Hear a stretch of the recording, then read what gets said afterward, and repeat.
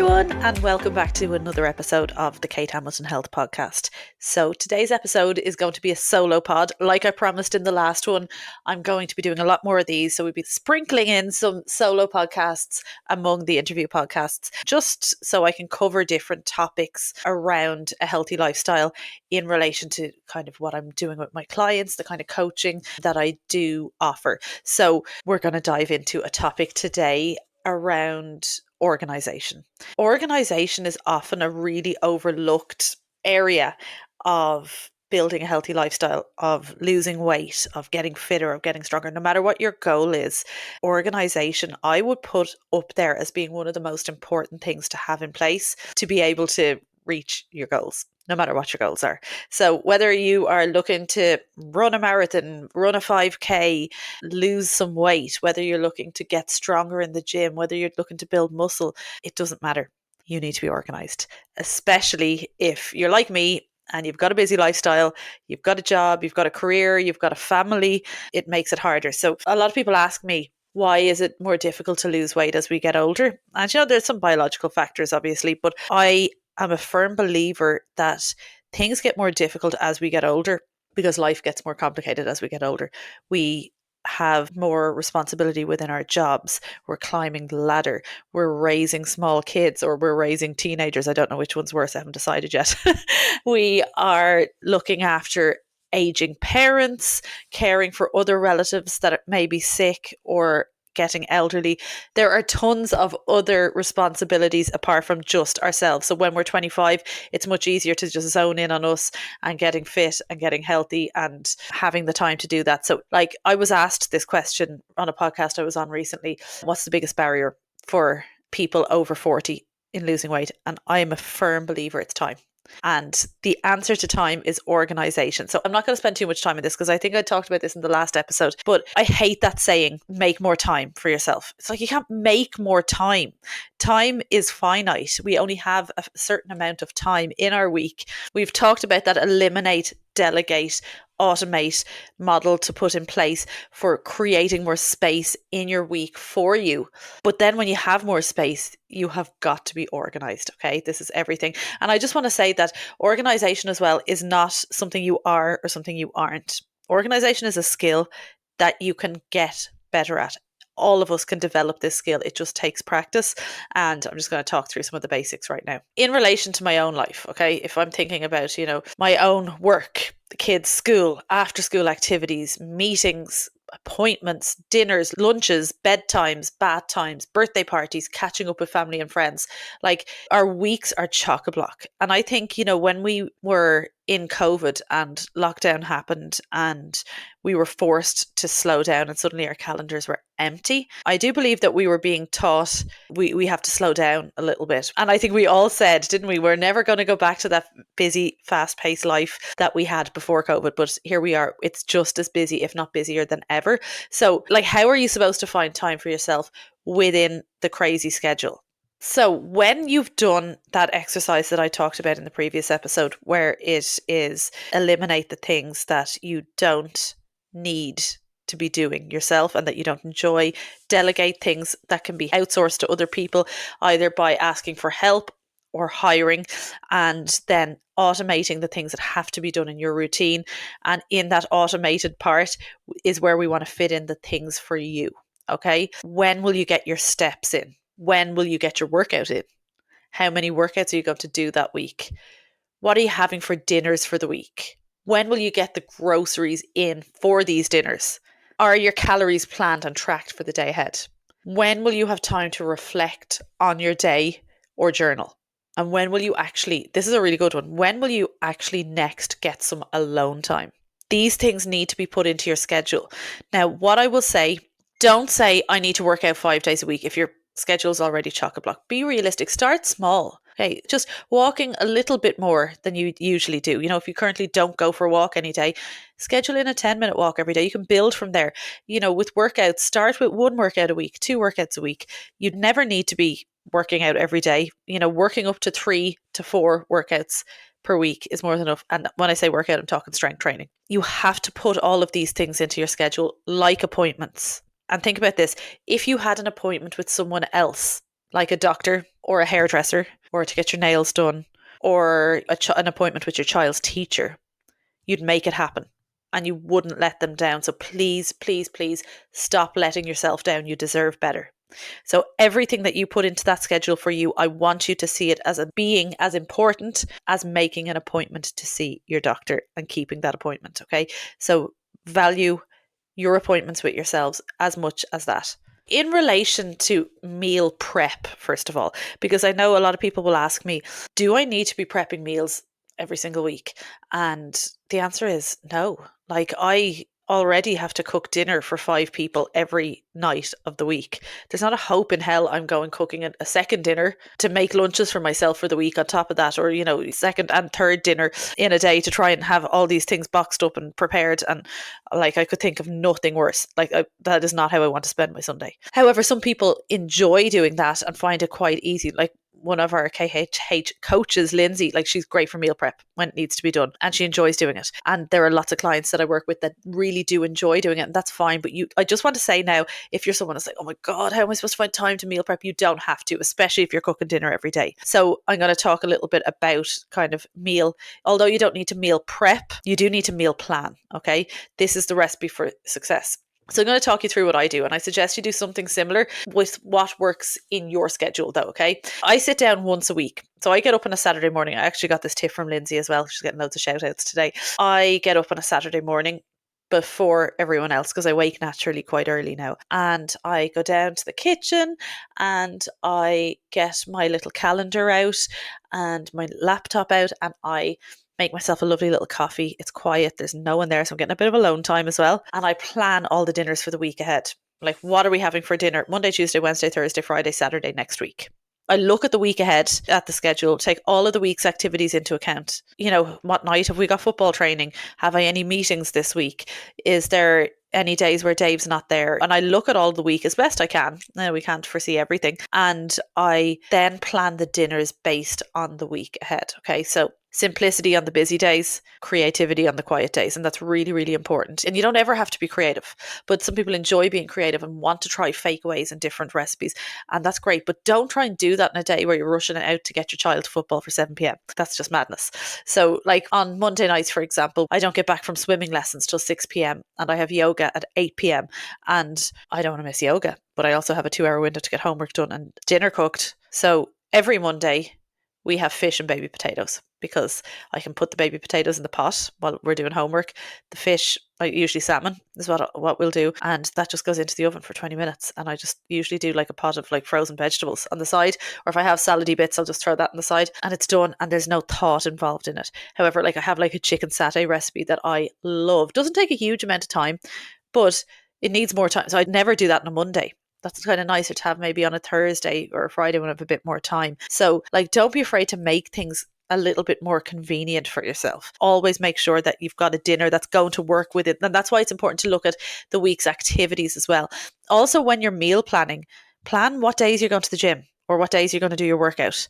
Plan when in these days you're going to get out for your walks. Like, literally schedule your week, including the meals, okay? Then make a shopping list and go grocery shopping right away if you want. Now, what I do is I open up my laptop with my lovely little coffee and I do an online shop, and it saves my favorites. So it's the same things every time. I've got my meal plan done, so I know what I need for the dinners. With lunches, you can always have like do an extra portion of the dinner you're cooking for leftover lunch.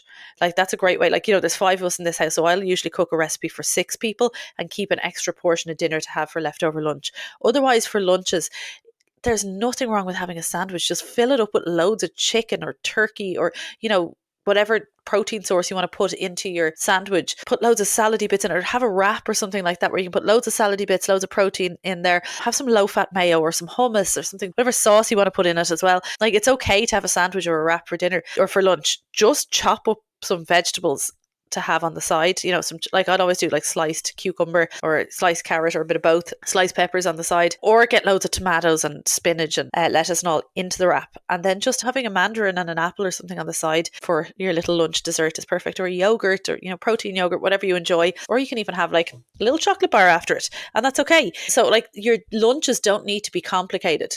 Just have what works for you. Just make sure there's a decent amount of protein in it, and a decent amount of vegetables with your lunch as well. Whether now that could be a salad as well, it doesn't have to be a wrapper or sandwich. You can make a big lunchbox salad, whatever works for you. And with the salads, actually, I love, so the chicken that I always put in my salads or my sandwiches, I just, again, I can't, like, my mother gives out to me, she's like, would you not just cook a chicken for the week and then you'd have bits of chicken to have every day? It's like, I should. So anyone who wants to do that, you could cook a chicken and take it all off the bone and put it into a lunchbox, and you have chicken there in your fridge for the week. I just couldn't be arsed, if I'm quite honest. And I love the Carol's honey and chili chicken pieces. Now, I get them in Tesco, but I'd say you get them in Dunn's or Super Value. Anyone who's in Ireland listening, you'll get them anyway. They're so good. They're so tasty. I put the whole packet in. So it's kind of, I suppose, expensive in a way. I think they're like $2.50 a packet. So, if I'm having a few every week, then it's kind of expensive. But anyway, it's really nice in a salad or a sandwich. What I do then is I get like the carrot salads and the beetroot salads and the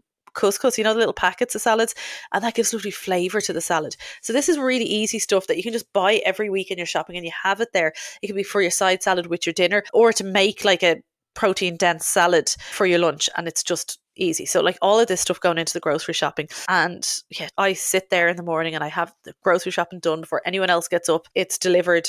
Actually, lately I've done it on a Saturday morning and it's delivered by Saturday evening, but it could be delivered Sunday or Monday, whenever suits you. When you find breakfasts and lunches that work for you, just be as repetitive as you can bear, okay? Because it takes away that decision fatigue. You're not exhausted, constantly thinking about food. What am I going to have? What am I going to have? And with dinners, like if your family is anything like mine, your kids like the same few dinners, you're going to end up having the same few on rotate anyway, and that's okay as well. So eventually you'll get into a routine with your grocery shopping. And the great thing about this as well is when you have meal planned and you have all your ingredients for the week, there is literally no waste. You have no idea how satisfying it is for me on a Saturday morning when I'm doing that shopping list and I'm doing my grocery shopping online and I'm looking in the fridge being like, what do we need? And there's no waste in relation to the vegetables or meat or sandwich fillings or anything like that, all because I've planned for it, so it's all being used, and it's just so satisfying. And to know that you're not wasting food as well is fantastic. And also, just in relation to lunches, eggs, like you cannot go wrong with eggs. Scrambled eggs, omelets, egg mayo sandwiches or wraps. Like, eggs are a great source of protein and healthy fats, so that's also a really good one to throw in there for lunch. Like, and then you can always just have them in your house all the time. Do try and keep things as repetitive as you can bear. And with the meal planning, what it's going to do, it's going to stop you, like when you've collected the kids, you're rushing home from work, you're like, oh shit, what are we going to do for dinner? And then you just grab like frozen pizzas or whatever. Everyone in your house is going to be fed better. Everyone's going to be nourished better. So, as well as doing it for you, do it for your family. I like to do it on a weekly basis because I hate nothing more than having to pop into Tesco midweek. It like really pisses me off. I like to just have it all in one go. And then we just have to pop up to Centra to get, bread and milk throughout the week and tiny bits that we need. It's just a great way to kind of budget food as well, money-wise. You can do this a few days at a time, whatever works in your schedule. So if you want to do like, meal planning, shopping list, and you enjoy going to the shops, that's fine if you have the time, and do it every couple of days. But also keep in mind when you're meal planning and you know what you're going to have for breakfast, lunches and dinners, give or take, it'll stop you buying loads of other crap that you don't need in your house. And then there's less stuff to be snacking on and being like, oh, why did I eat all that packet of biscuits? You can't eat the packet of biscuits if they're not there. So that's another point as well.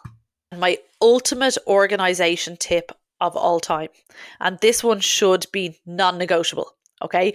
Whether you are looking to build muscle, whether you're looking to lose weight, whether you've got a performance goal like a race or a competition, plan and track your calories every night for the next day.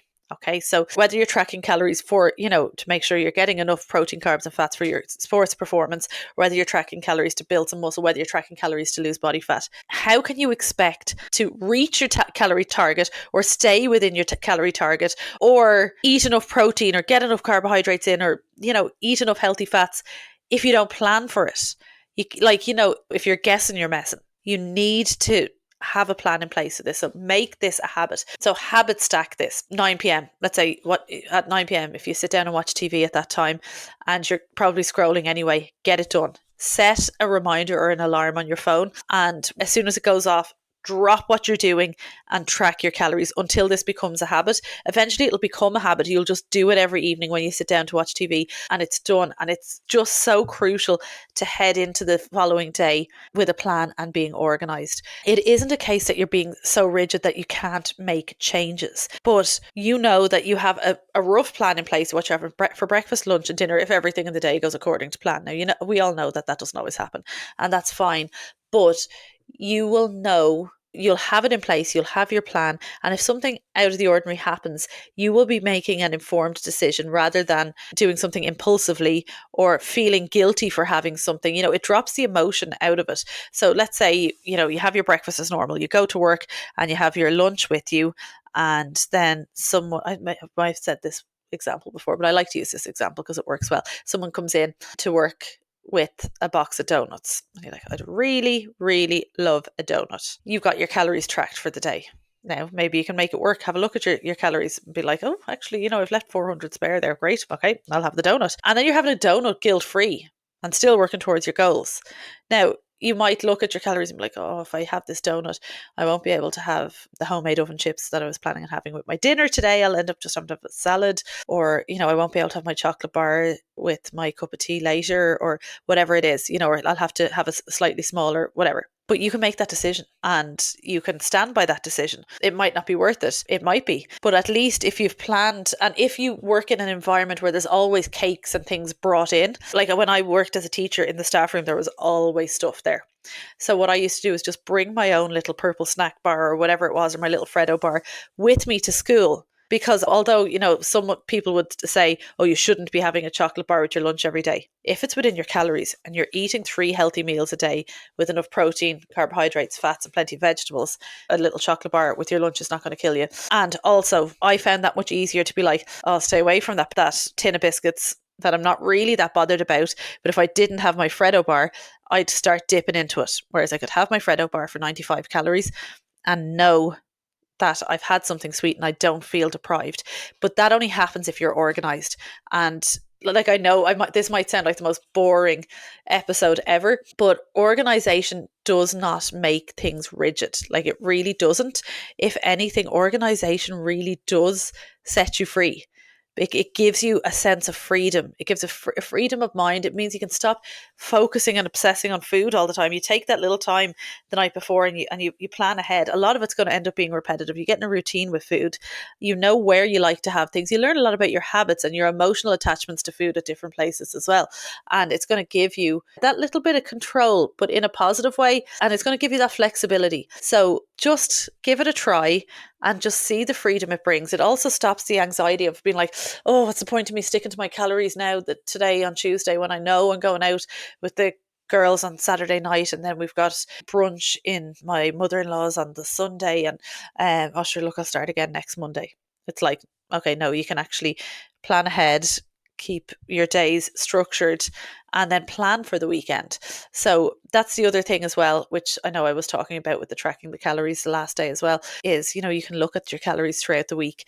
And if you've planned ahead, if you've looked far enough ahead in your week to plan your meals for the week, you will see the social occasions that are coming up in your calendar to be able to plan your calories around as well, and within reason. It's also okay sometimes to take structured diet break. If we're talking about dieting, taking structured diet breaks where you're taking a little break from tracking, that's also okay. Or increasing calories and tracking at maintenance or in a surplus, and that's also okay too. So it's not about doing everything perfectly, but it's about putting these systems in place to make life easier for you. So if you do have a goal, and I always say with your goals, take them kind of 8 to 10 weeks at a time.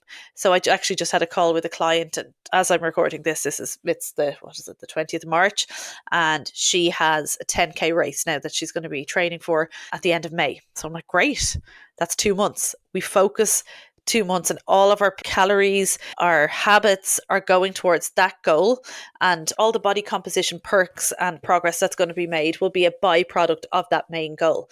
And then we'll have a new phase after that race is over, and we'll give everything a new focus. So it's really important not to, look, oh, was this my life forever? So set yourself something to work towards that's 8 to 10 weeks away. It gives you something to work towards.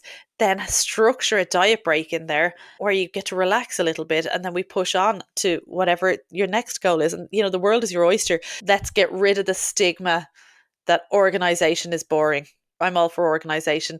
I think it actually allows you to be able to relax and enjoy the good times then, because you have a little bit of structure and organization in those ordinary days. So it's not like you have to be structured and organized at like at your sister's wedding, or when you go on holidays. It's like, obviously you want to relax and switch off on the special occasions, but what we want to do is get rid of the chaos out of the day-to-day life. We want your day-to-day, that ordinary time that goes on most of the time. We want that to be nice and smooth and run smoothly and not be taking too much energy away from you. And you can be tipping away at it to reach your goals, because remember, it's always about consistency over intensity. You don't want things to be too intense, because then you won't be able to stick. It'll be all consuming. You won't be able to stick to it. You want to just be tipping away at it in the background and making it manageable. And the most important thing to make something manageable is to automate it, to make it into your routine, to get organized, and it gets easier with time. And just remember, everything new is hard at first. So if you're sitting in your comfort zone, you're not going to change. You're not going to move towards whatever goal you want to move towards by staying in your comfort zone. You are going to have to get a little bit uncomfortable. But the important thing is, you don't want to like throw yourself off the cliff and be so out of your comfort zone that you're drowning.